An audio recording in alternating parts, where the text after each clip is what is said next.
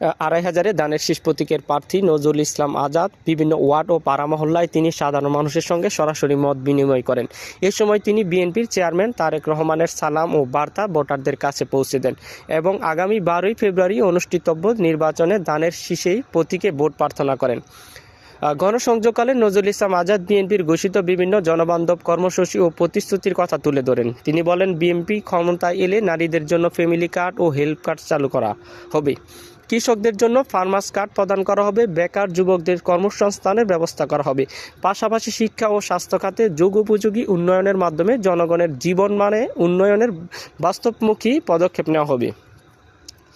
নজরুল ইসলাম আজাদ বলেন, বিএনপি ক্ষমতায় এলে তারেক রহমানের নেতৃত্বে জনগণের মৌলিক অধিকার নিশ্চিত করা হবে।